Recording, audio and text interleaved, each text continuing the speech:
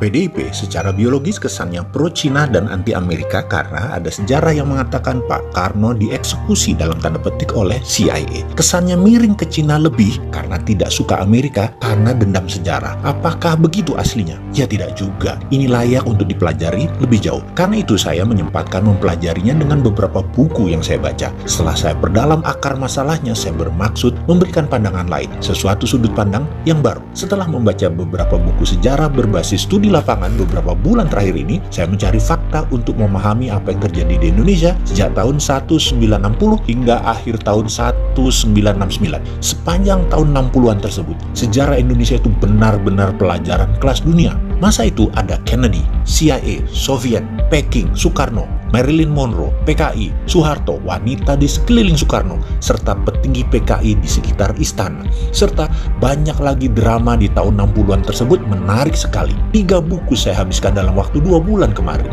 Setelah membaca, saya pun menganalisa, sehingga saya rasanya punya pendapat lain melihat sejarah dan realita terhadap apa yang terjadi terhadap Presiden Soekarno. Kita semua tahu bahwa globalis mulai menunjukkan taringnya di dunia di sekitar tahun 60-an tersebut, yaitu ketika mereka diusik kenyamanannya dalam hal kendali transaksi terhadap dolar, di mana mereka yang memegang dunia perbankan dan cara pembayaran menguasai Federal Reserve Amerika. Mereka memiliki kemampuan dan akses untuk mencetak uang sekalipun, dan mereka bisa. Mereka swasta loh ini. Berkali-kali saya mengatakan Amerika itu negara swasta, karena memang kuat sekali swastanya, dan mereka itulah para globalis cabal. Ketika Kennedy memiliki platform baru, yaitu akan mencetak greenback by gold atau dolar negara Amerika yang dicetak berdasarkan jaminan underlying emas, maka ini ancaman bagi globalis cabal. Untuk itu, Kennedy memerlukan Indonesia. Ada perjanjian yang menguatkan rencana besar itu. Perjanjian tersebut membawa Indonesia ke kancah internasional, di mana Indonesia di tahun 60-an adalah memiliki kekuatan militer terkuat di selatan Katulistiwa. Benar, Indonesia adalah kekuatan terkuat di bumi bagian selatan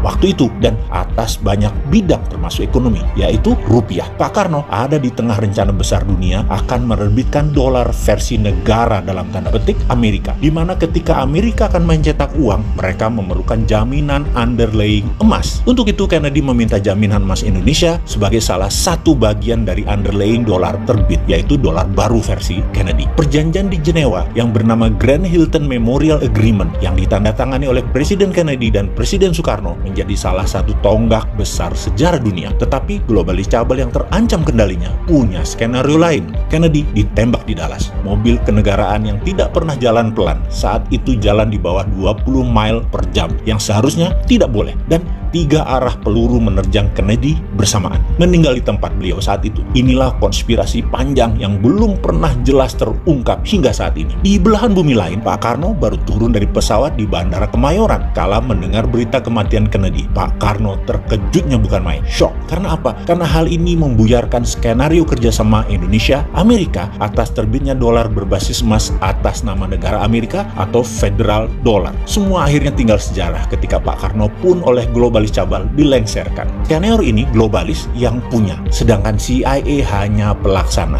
Karena Amerika akan mendadak menjadi negara patriotik nasionalis. Begitu juga Indonesia menjadi negara patriotik nasionalis, bukan di bawah globalis lagi. Dan globalis cabal tidak mau skenario itu. Baik, kita melompat sebentar ke masa kini. Ketika Trump pidato di PBB bulan lalu, dia secara jelas mengatakan, saya mendukung negara-negara untuk berdaulat masing-masing yang bisa diartikan deglobalisasi, anti-globalis cabal. Dan itu gaya Trump banget, patriotik. Trump menjadi Kennedy baru, dan banyak yang menduga dia akan diasasin atau dibunuh oleh globalis cabal seperti cerita di dalam The Simpsons yang belum pernah meleset menceritakan kejadian di masa akan datang, termasuk ketika Trump jadi presiden dan cerita Trump terbunuh. Tetapi Trump adalah Trump dan Amerika adalah Amerika. Mereka tidak pernah berubah sejak lahirnya. Tujuannya jelas, menjadi syarif dunia, menjadi pengendali dunia. Agaknya kebencian terhadap Trump oleh globalis cabal ini sudah puncaknya ketika September 2020 kemarin Trump melakukan perombakan sistem transfer dolar. Kita beri catatan sebentar ya terhadap Trump sebagai pengingat, dan ada strategi yang layak ditiru untuk membuat Amerika negara berdaulat dan superpower. Juga kalau kita berani tiru, bisa membuat Indonesia berdaulat. Pertama, kalau Trump jadi presiden Amerika, jabatan keduanya dia akan menggunakan emas sebagai underlying dolar. Kemudian Federal Reserve Amerika sudah berada di bawah Kementerian Keuangan, tinggal dikuatkan lagi di masa jabatan jabatan kedua. Ingat ya, kita juga berkali-kali sejak beberapa tahun yang lalu, kalau kita dapat mandat, BI kita bubarkan, jadikan Dirjen Moneter di bawah Kementerian Keuangan. Agaknya ditiru Amerika terlebih dahulu ya. Oke, belagu juga ya si Sontoloyo ini pamer-pamer. Oke, kita lanjut. Lalu, Trump lakukan apa September 2020 kemarin? Swift transfer dolar, perusahaan network transfer money antar negara yang berpusat di Basel, Switzerland, tidak dipakai lagi. Penguasa keuangan dunia globalis cabal Rothschild mulai meredup sejak 2500 tahun yang lalu berkuasa, dan mereka termasuk yang sangat marah terhadap Trump. Oleh Trump,